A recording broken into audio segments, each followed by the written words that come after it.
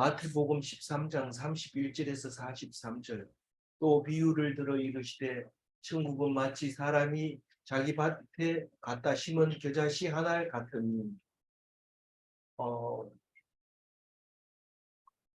오늘 또 여전히 3일 연금토 천국에 대해서 말하고 있습니다. 말씀하시고 있습니다. 그런데 오늘은 특별히 또 두 가지를 더 넣어서 얘기를 하는데, 천국이 얼마나 비싼 것이고 귀한 것인가를 얘기할 때, 그 굉장히 비싸다, 이제 그런 얘기를 하는데, 오늘 말씀은 내일 가서 한번 더 얘기하는, 내일 가서 가치가 얼마나 큰가 그 얘기를 하고 있고, 오늘은 음, 어, 우리가 볼 때는 아무것도 아닌 것 같이 보이지만 그 방향만 잘 잡으면 천국에 간다. 방향을 잘 잡으면 천국 간다. 잘 하는 게 문제가 아니고 방향이다. 그 말을 하고 있는데, 예수님은 우리처럼 그렇게 얘기를 하지 않고 이제 여러 가지를 가지고 설명하는데, 그 중에 이제 겨자 씨하고 누룩이 들어가 있었죠. 우리는 천국 가는 길만 들었으면 뭐 그냥 가기만 하면 되는 거예요. 천국 가면. 근데 길을 잘못 들어놓으면 가면 갈수록 잘못 가버려요. 그 얘기를 하는데, 다른 얘기를 한 게 아니고 겨자씨 얘기. 겨자씨가 너무 작는데 사실은 우리가 말하는 그 겨자는 그래도 큽니다. 무씨 같은 그 만큼 되는데, 왜냐하면 그 씨를 가지고 우리가 먹는 겨자 머스타드를 만드는 거거든요. 그 씨를 갈아가지고 이제 노랗게 되면 그거를 겨자로 쓰고 있는 거니까, 뭐 고추 냉이하고 뭐 거의 음, 맛 맞짱 뜰 만큼 그렇게 성질이 비슷하고, 그래서 많이 쓰는데, 이 겨자는 어, 다른 거하고 이렇게 섞으면 더 이제 효과가 좋다고 그래요. 근데 지금은 그 그림에 나와 있듯이 그 쌈으로 많이 쓰고 있어요. 그 청겨자 쌈이 그거고, 또 적겨자 쌈이 있고 이렇더라고요. 그래서 그걸 많이 먹고 있는데, 우리는 그걸 보면서 천국이 생각이 나야 돼요. 천국.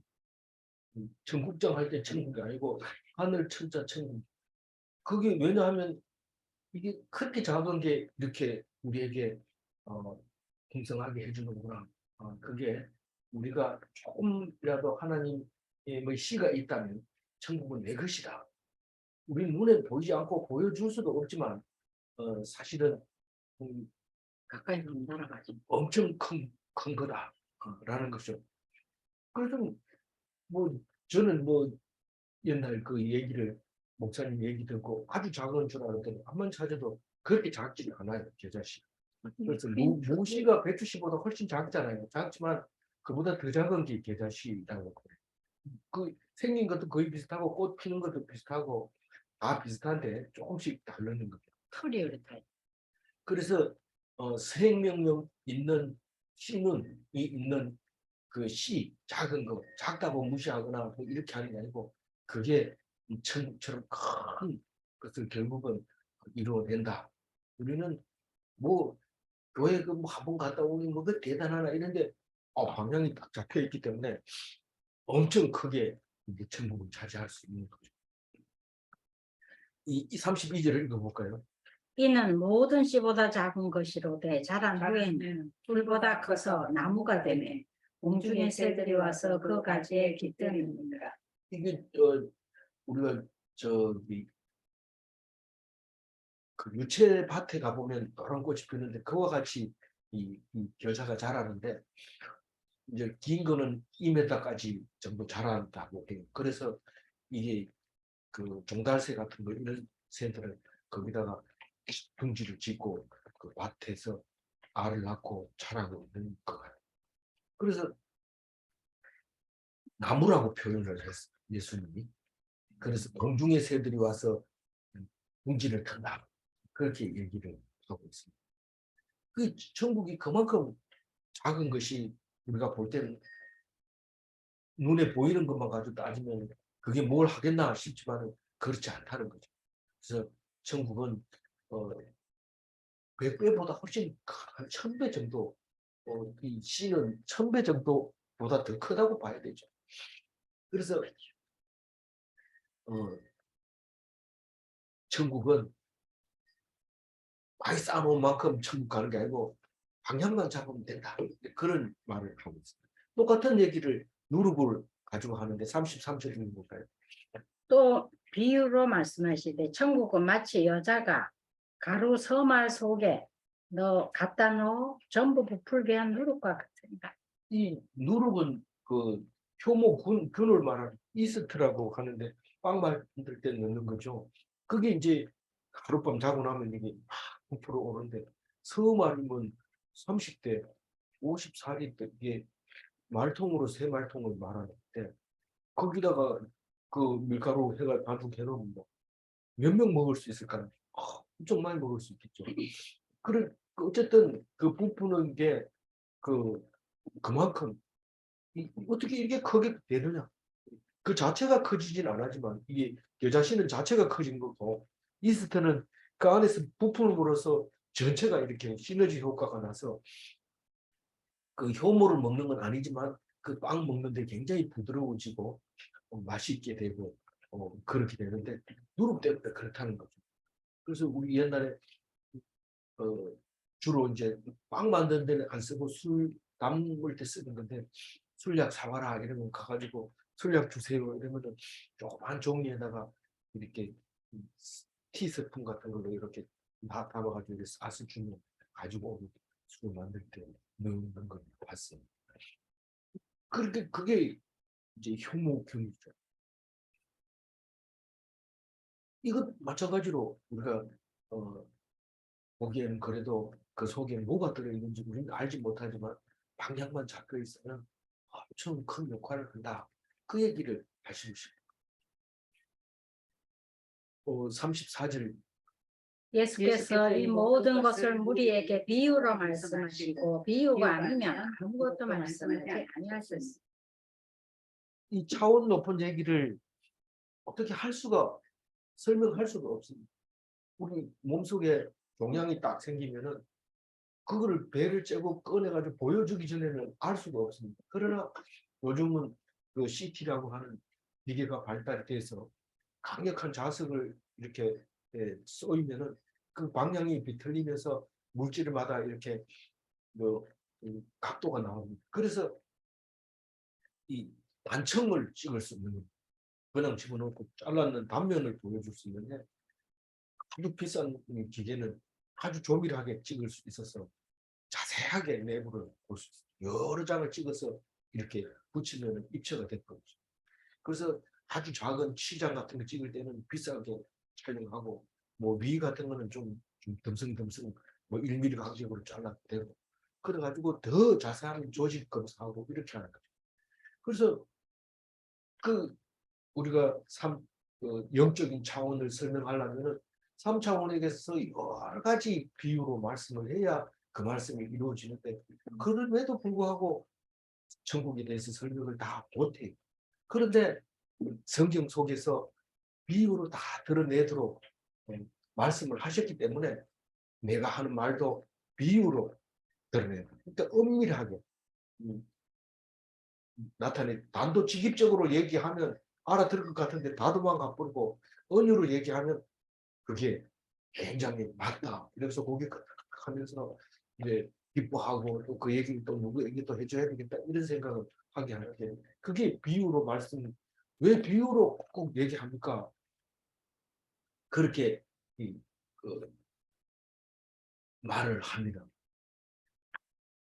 그 말을 하는 게 아니라 비유로 말씀하시니 그 말씀하신 비유가 무엇이냐? 35절 이는 선지자를 말씀하신다. 내가 이별내로 비유로 말하고 장부터 감추는 것을 드러내리라 하는 말씀을 이루려 하시니.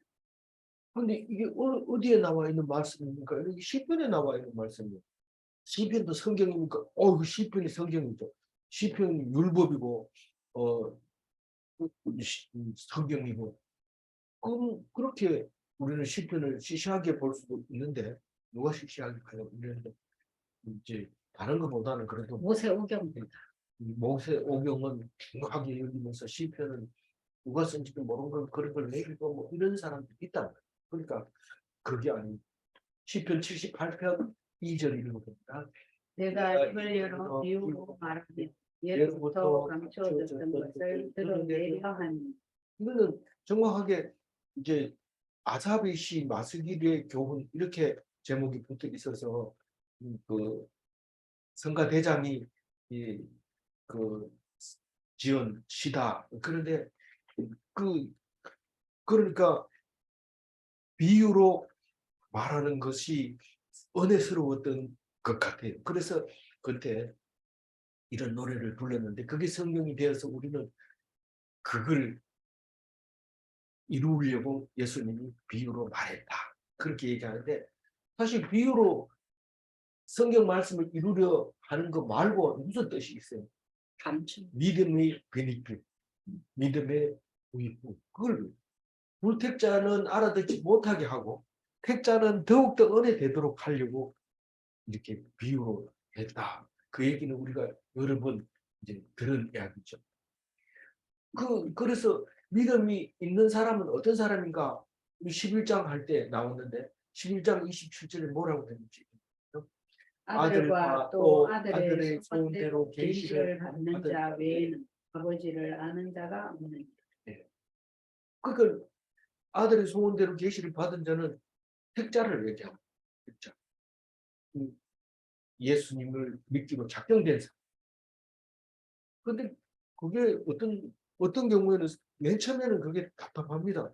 왜 우리 처음부터 선택되어 있는 사람만 믿게 되어 있습니까? 내가 교회 나오려면 얼마나 애쓰는데 사람들이 그걸 인정을 안 해주고 그렇게 말하면 섭섭하잖아요. 이렇게 생각하는데 나중에는 이게 얼마나 큰 위로인 줄 몰라요. 너희들은 왜 예수 안 믿나? 이렇게 애쓰고 가슴 치다가 이 말씀을 딱 들으면 이거 그렇게 힘 안 쓰면 되겠네. 이런 생각이 들어요. 그러나 그럼 왜 말씀을 전해야 돼요? 전하라고 하는 명령이니까 전하는 거. 거기서 뭐 오고 안 오고가 문제가 아니고 네가 말씀을 그냥 선포를 해라. 그게 네 할 일이다. 그렇기 때문에 우리가 선포를 하는 거지. 그 사람을 교회에 끌고 나오는 것도 아니고 그 나오면 상 받으려고 끌고 나오긴 하지만 그래도 그게 네가 해서 그런 게 아니고 하나님이 하는 거다. 이렇게 얘기하니까 말씀을 전하지만 안 오는 거 어떻게 해요? 이렇게 말이 되는 거예요. 그래서 예수님이 오셔가지고 하신 말씀은 전부 가벼운 말이에요. 뭐 몇 명까지 목표 달성해라 이렇게 안 하는 그 가벼운 거. 그래서 제가 이것을 묵상하면서 사입이라고 하는 거는 막 이렇게 법을 만들어서 이렇게 해야 된다, 목표 달성해야 된다, 뭐 이러고 뭐 지금 14만 4천 명 몇 명 안 남았는데 빨리 와라 뭐 이렇게 하는 것들은 다 이게 사입일 수밖에 없다는 것을 알게 됐어요. 그래서 정상적인 교회는 나오다 잘 나오다 안 나와도 전화 안 합니다. 관심이 없으니까 안 하지. 그게 뭐 목회자가 그래야 됩니까? 뭐 일이 있는지 전화해봐야죠. 이런데 뭐 대충 알 수 있으면 전화 안 해도 하나님이 하면 또 나오는 꼭 나와야 되는 것도 아니에요. 하나님 천국 가는 데는. 그래서 그래도 그렇게 얘기하면 그렇잖아요. 그런데 진짜 성경을 읽어보면 그래요.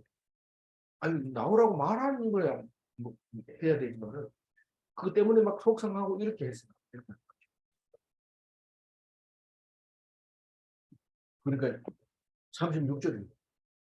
이에 예수께서 우리를 떠나서 집에 들어갔더니 제자들이 나와 있는데 밭에 가라지의 비유를 우리에게 설명하여 주소서. 우리를 떠나 집에 들어가시니 뭐 집이 어디 있는데 어디 있을까요? 가버나움 집을 얘기하고 있어요. 그 가버나움에 와가지고 이제 그 제자들을 파송하고 자기는 그 있을 때 세례 요한이 죽었다는 소리 듣고 이제 제자들을 데리고 가다가 주일날 밀밭사이 이제 안식일날 밀 먹는 얘기부터 시작해서 배당에 와서 손 마른 사람 고치고 또 배당에서 쫓겨나와 뭐 쫓아내지는 않았지만 자기가 그냥 피해 나왔죠. 나와가지고 예수님이 자기 이래서 말. 예, 예수님이 나와서 누가 내 형제냐 뭐 이렇게 얘기하다가 집에 들어갔다가 나와가지고 배 위에서 천국 비유를 설명을 하고 다시 집에 들어갔다가 어, 들어가시는 거예요.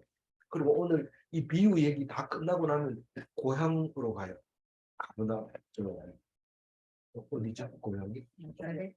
예, 나사렛에 가서 박대를 받고 오는 이야기가 이제 연결이 되는데 예수님 그런데 마태복음은 다른 성경하고 비교를 이렇게 해보면 순서대로 안 적은 건데 그래도 마태복음 안에서는 제가 지금 이렇게 하는 대로 순서대로 이렇게 이제 움직이는 그림을 그릴 수는 있어요. 그러니까 집에 들어가시니 제자들이 나왔는 걸로 보면은 그 집이 예수님 혼자 사는 게 아니고 뭐 베드로도 있고 다른 12 제자들도 그 집에서 공동체 생활을 하는 집이 있었던 것 같아요. 그래서 그 집에서 이제 그 집에 딱 들어가면 무리들이 못 따라 들어오니까 이제 자야지 이러면서 집에 가라 이러면 이제 집에 들어오게 되죠. 그러니까 제자들이 뭐 여러 사람 있는 데서 막 그 예수님한테 막 묻는 게 아니고 들어왔을 때 여러 사람 있을 땐 자기가 아는 체하고 있었는데 와가지고 그래도 좀 정리가 안 되니까 물어보는 거죠. 마트의 가라지 비유에 대해서 우리에게 설명해달라고. 우리는 벌써 다 압니다. 무슨 뜻인지. 두 번이나 연거푸 얘기했으니까. 했는데도 또 얘기하라고. 세 번째 얘기하는 거예요. 참 제자들 머리 나쁘다 이런데 그건 고기 잡던 사람들이니까 그렇죠. 이런 게 아니라 우리가 다 똑같다는 거예요. 우리가 뭐 네 가지 유형이 있는데 우리 네 가지 유형을 다 가지고 있어요. 어떤 때는 말씀이 잘 들어다가 어떤 때는 잘 안 들어다가 세상에 빠지기도 하고 어떤 때는 막 결실을 갖기도 하고 이런데 네가 그것을 알고 있으라. 네 지금 어느 위치에 있는지를 알아라. 원래 인간이 그렇지 뭐 이렇게 얘기하지 말고 그래서 이제 그 설명을 합니다. 우리에게 네 가지 씨앗에 대해서 그 네 가지 씨앗이 떨어지는 땅에 대해서 이야기를 하고 그 다음에 가라지에 대해서 얘기하고 겨자씨에서 얘기하고 누룩에 대해서 이렇게 얘기한 다음에 집에 들어가서 제자들이 얘기를 합니다. 이 가라지는 뭐 사탄 마귀라고 우리가 알고 있잖아요. 37절 대답하여 이르시되 좋은 씨를 뿌리는 인자요. 예, 좋은 씨를 뿌리는 사람은 말씀을 선포하는 사람. 예수님이 말씀을 지금 선포하러 왔잖아요. 우리는 예수님 말씀을 듣고 그 말씀으로 기뻐하고 천국 가는 것을 믿게 되잖아요. 그 인자, 뿌리는 이는 인자요. 38절. 같은 세상이요 좋은 씨는 천국의 아들들이요 가라지는 악한 자의 아들. 이 인자가 씨를 딱 뿌리면 그게 옥토에 떨어진 거는 열매를 100배, 60배, 30배 이렇게 열리는데 그게 믿는 자, 택자, 어, 아들의 소원대로 계시를 받은 자, 그거 그게 좋은 밭에 떨어진 씨앗과 같은 제자들이다. 가라지는 뭐라고요? 악한 자의 아들들이요. 우리가 악한 자의 아들들이라니까 막 흠상궂게 생기는 게 아니라 똑같이 생겼어요. 가라지도 실제로 저하고 똑같이 생겼어요. 나중에 결실할 때 보면 달라질 뿐이지 똑같이 생겼어요. 그래서 안 믿는 사람을 악한 자라고. 우리가 뭐 성령, 악령 이러니까 악령이라는 말 잘 안 쓰는데 악령 이렇게 쓰면은 그거 심한 거 아닌가? 그럼 귀신이 더 낫나? 이런데 그냥 사탄 마귀 이러면 안 돼요. 그 정도면 되는데 성경을 쓰는 표현법이 조금 달라서 그렇지 분리를 흑백으로 따지면 똑같은 말이에요. 악한 자, 사탄 마귀 이걸 말하는 거죠. 그 같은 세상이라고 하고 그렇게 말해요. 39절 읽어. 가라지를 뿌린 원수는 마귀요 추수 때는 세상 끝이요 추수꾼은 천사들이. 그 천사들이 니는 사탄 저 지옥으로 가고 니는 천국으로 가고 구원과 심판과 그 뭐, 영광은 하나님이 받으시고 그게 그날이 추수날. 이 예수님은 하나님은 추수날 주면 좋지 않겠어요? 여기 고등어도 이제 쪄서 그렇게 한 토막씩 올리고 점심을 풍성하게 먹는 게 추수날이니까요. 그래서 그날이 이제 40절입니다. 그런즉 가라지를 거두어 물에 사는 것 같이 세상 끝에도 그러하리라. 이 가라리가 다 익어가지고 이 조이삭이 연걸 때쯤 되면 저 갈아진 고기를 뻣뻣하게 쳐들면 그래서 사람이 이 은혜를 받으면 고기를 주게 되는데 뻣뻣하게 잘난 척하고 이런 가라지 이게 거의 많이 닮았어요. 그래서 예수님이 잘 이렇게 비유를 주셔서 감사한 거예요. 고기 이렇게 쳐들거든 아주 가라지 같아 이러면서 의심해 볼 필요는 없는데 표현 방법도 그 정도까지만 하면 될 것 같아요. 그래도 내가 판단하면 안 됩니다. 천사가 그걸 판단을 다 하니까 나는 신경 안 쓸 때. 귀신은 어디 가고 저런 사람을 안 잡아가면 돼. 그런 얘기는 교회 안 다닐 때 쓰는 얘기고 교회 다니면서 그런 말은 없어지고 예수님 천사들이 다 알아서 잡아간다. 그렇게 생각합니다. 41절 인자가 그 천사들을 보내리니 그들이 그 나라에서 모든 넘어지게 하는 것과 또 불법을 행하는 자들을 거두어내어. 이 가라지는 넘어지게 하는 것들이 가라지고 불법을 행하는 자들이 가라지고 하나님을 배신하는 자들이 가라지고 말씀이 마음속에 없는 자가 가라지고 불의한 자가 가라지고 불신한 자가 가라지는 41절 풀무불에 던져 넣으리니 거기서 울며 이를 갈게 되리라. 풀무불은 뭐 온도를 높이는 도가니 그런데 사실 뭐 잘 안 타는 불에 넣어도 사람 살기 힘들어요. 살기 힘들지만 또 거기서 또 죽지도 안 하고 자꾸 울면서 이를 빡빡 갈고 있다 그래요. 풀무불에는 들어가면 견디지 못하는데 쇠가 녹는데 사람이 어떻게 견디겠어요. 그렇지만 예수님은 그렇게 얘기합니다. 거기서 안 죽는데 그렇게 뜨거워도 안 죽는 거예요. 그러면서 계속 울면서 왜 이를 빡빡하나 내가 몰랐잖아. 말 좀 해주지. 내가 말 한두 번 했나? 그럼 뭐 늘 하는 거 아니래요. 아니다. 그 지나놓고는 소용 없어요. 그리고 말 들을 때 정신 바짝 차리고 오늘 찬송하면서 제가 그런 가사를 보면서 깜짝 놀랐는데 우리가 죄를 그냥 치고 있어요. 분명히 예수님이 다 사해줬다 하는데도 죄짐을 지고서 그렇게 힘들어하고 있어요. 아니 죄를 졌으면은 당연히 벌을 받아야 되고 좀 기죽어 있어야 되고 뭐 그래야 되는 게 당연한 거지 뭐 그걸 가지고 그러냐요. 법을 적용하면은 죄 안 진 사람이 없어서 길을 펴지 못하고 살아요. 살아가면서 가끔 기죽어서 눈치 보면서 이렇게 그렇게 살지 말아요. 애가 왔으니까 당당하게 마치 죄가 하나도 없는 것처럼 뭐 뻔뻔스럽게 죄 금방 져놓고도 뻔뻔스럽게 예수님 당한다. 나를 모르겠나? 그런 사람인데 하나님이 다 알아서 제사함을 받았는데 뭐 그거 가지고 기죽냐 이러면서 뭐 당당해져요. 그 사람들이 이상하게 얘기죠. 저 사람은 양심도 없고 뭐 이상하다 그러지만 예수 믿는 사람이 뭐 안 그렇다면 예수님이 다 해줬다는 어떻게 하냐. 그래서 가라지는 심판대에 서지 못한다. 영원히 그 물불에 던져진다. 43절 마지막 절 그때 의인들은 자기 아버지 나라에서 해와 같이 있는 자는 그래요.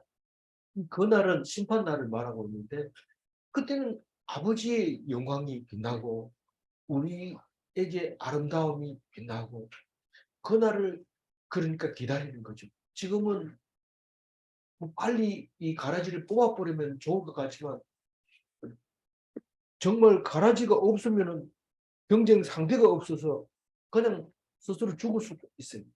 그런데 이 가라지는 씩씩하게 잘 자랍니다. 마디도 굵고 키도 빨리 크고 그래서 다른 그 조들이 바람도 막아주고 이러니까 잘 크지.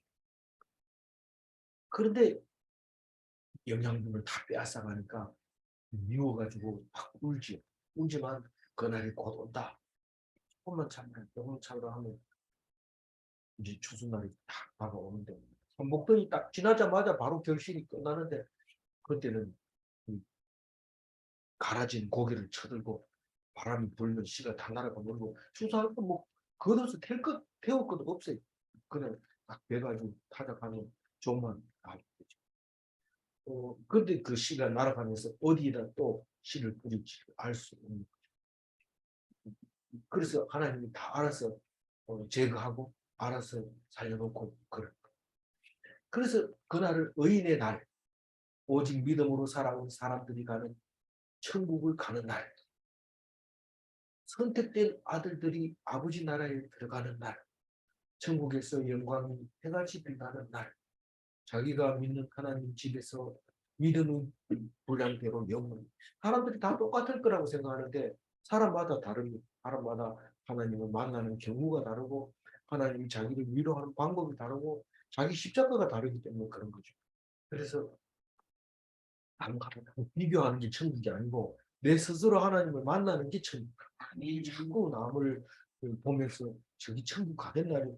그 사람은 다른 방법으로 들어가요. 다른 이유 때문에 그거 가지고는 분명히 네가 더 유리할지 모르지만 그러나 다른 데서 하나님이 또 데려갈지 모르니까 그런 얘기 함부로 하지 말고 니만 은혜 받을 때 그렇잖아. 오늘 43절 한번 읽고 나오는 거죠. 그때 의인들은 자기 아버지 나라에서 해와 같이 빛나리라. 믿는 자는 들으라. 종교는 신에게 빌기도 하고 또 계시를 받기도 하고 이렇게 해서 활동을 하지만은 잘 모릅니다. 계시가 무슨 뜻인지도 모르면서 또 계시 받기도 하고 이런데 그리스도인은 살아계신 하나님과 늘 동행하면서 대화하면서 방향을 얘기해주고 말씀이 얘기하니까 항상 기뻐하라 이러고 기도하라 이러고 이러니까 그 말씀하실 때마다 그대로 해도 바쁩니다. 왜냐하면 다음번에 또 다른 말씀 하시고 이러기 때문에 늘 살아계신 하나님과 동행하는 것이 그리스도입니다. 그렇게 말할 수 있고요. 문제를 내면은 하나님 나라가 천국인가? 예. 하나님과 함께 하는 것이 천국인가? 그게 아버지 집이잖아요. 아버지 하나님 집이잖아요.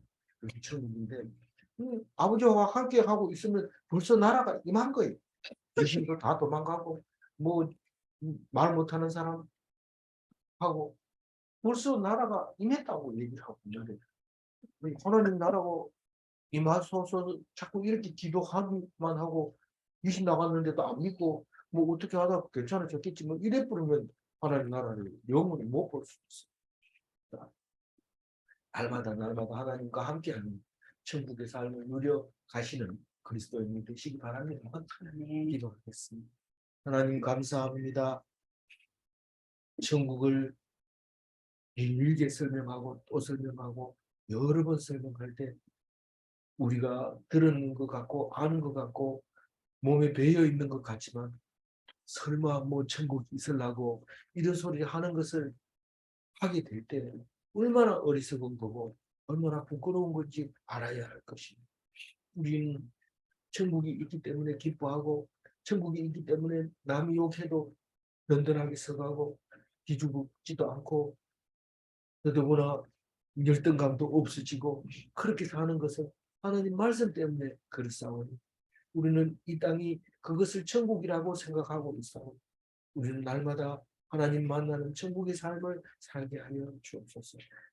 세상적으로는 힘들고 어려울지라도 그것이 천국에 가는 길, 자기 십자가를 지고 천국에 가는 것이라는 것을 예수님이 보여주셨사오니 그대로 따라하게 하여 주시고 하나님께 영광 돌리게 하여 주옵소서. 아멘. 나의 고통스러운 어려움을 통해서 하나님께서는 해같이 빛나는 영광을 얻으시는 것을 믿사오니 도와 주시옵소서. 온전히 주님께 의탁하옵고 감사하며 우리 주 예수 그리스도 이름으로 기도 올리옵나이다. 아멘. 아멘.